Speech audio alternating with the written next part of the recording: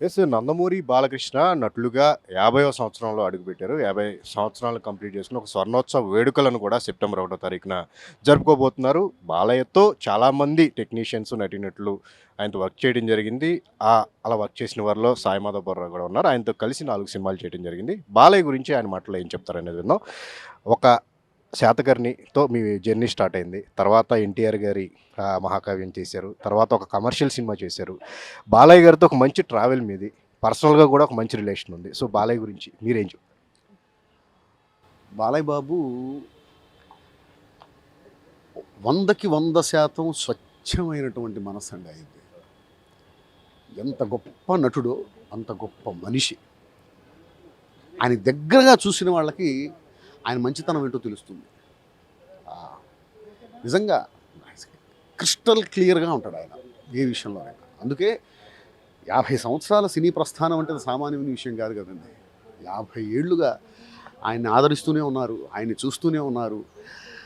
ఆయన పిచ్చితో, ఆయనంటే అభిమానంతో ఆయన సినిమాలు ఇంకా ఇంకా అసలు అభిమానం పెరుగుతూనే ఉంది తప్ప ఎక్కడ పొరపాటున కూడా ఎప్పుడూ తగ్గుతూ ఉండడం మనం ఎప్పుడు చూడాల. అభిమానం పెరుగుతూనే ఉంది, పెరుగుతూనే ఉంది, పెరుగుతూనే ఉంది. ఇంకా ఇంకా బాలయ్య బాబు ఇలాగే కోట్లాది మంది అభిమానులతో 50 ఏళ్ళు కాదు 100 ఏళ్ళు పూర్తి చేసుకోవాలని మనస్ఫూర్తి కోరుకుంటున్నారు. ఎన్టీఆర్ గారి శతదినోత్సవ వేడుకలప్పుడు కూడా మీకు ఒక బాధ్యతను అప్పగించి, మీ మీద నమ్మకంతో ఒక ట్రావెల్ అనేది జరిగింది. విజయవంతంగా కూడా చేయటం జరిగింది ఆ కార్యక్రమాలన్నీ కూడా. అంటే పర్సనల్‌గా మీకు ఆయన మధ్య కూర్చున్నప్పుడు ఎన్టీఆర్ గారి ప్రస్తావన, మీరు పర్సనల్‌గా ఎన్టీఆర్ అంటే అభిమానించే వ్యక్తి కాబట్టి, సో ఎలాంటి విషయాలు మీ వద్ద ప్రస్తావనకొచ్చాయి?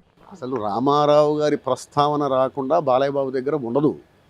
నా దగ్గరే కాదండి, ఎవరి దగ్గరైనా సరే అసలు రామారావు గారిని స్మరించుకోకుండా ఆయన అసలు ఉండలేడు.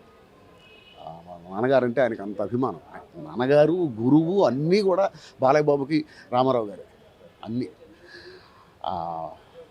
అద్భుతంగా ఒక సంవత్సరం పాటు చేశాము తెనాల్లో ఎన్టీఆర్ శత జయంతి ఉత్సవాలు. 365 రోజులు ఒక్క రోజు కూడా గ్యాప్ లేకుండా ప్రతిరోజు చేయడం జరిగిందంటే ప్రపంచంలో ఇంతవరకు ఎవరికి ఎక్కడా కూడా అలా జరగలేదు.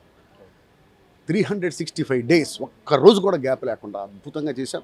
నా మీద నమ్మకంతో బాలయ్య బాబు ఆ కార్యక్రమాన్ని నాకు అప్పచెప్పారు. నాకు, కొమ్మినేని వెంకటేశ్వరరావు గారికి, అలాగే ఆలపాటి రాజా గారు మాజీ మంత్రివర్యులు.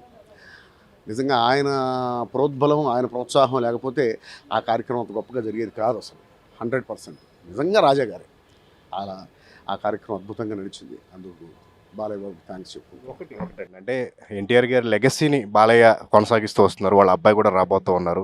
సో, అంటే వాళ్ళ అబ్బాయికి సంబంధించి కూడా మీ వద్ద ప్రస్తావన అంటే మోక్షు ఎంట్రీ గురించి కానీ, కథల గురించి కానీ, ఆయన ఒక కథ రాస్తానని కానీ చాలా విషయాలు చెప్పడం జరిగింది.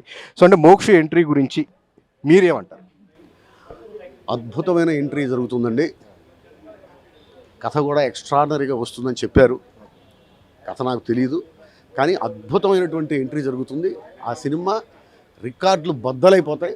There is no doubt at all. ఆ సినిమా కోసం ఏగర్లీ వెయిటింగ్, ఏగర్లీ. సమస్య లేదు. ఇండస్ట్రీకి ఇంకో సూపర్ స్టార్ మోక్షు రూపంలో వస్తాడు. థ్యాంక్ యూ అండి. Thank you. సో, ఇది బాలయ్య ఖచ్చితంగా ఆయన లెగసీని, ఎన్టీఆర్ లెగసీని ఎలా కొనసాగిస్తున్నారో మోక్షు కూడా ఒక మంచి సినిమాతో రాబోతూ ఉన్నాడు. ఆ ఎంట్రీ అనేది ఖచ్చితంగా అభిమానులందరినీ కూడా ఆశ్చర్యపరుస్తుందని కూడా చెప్తున్నారు. కెమెరామెన్ సంతోష్‌తో సుజన్ ఏబిఎన్.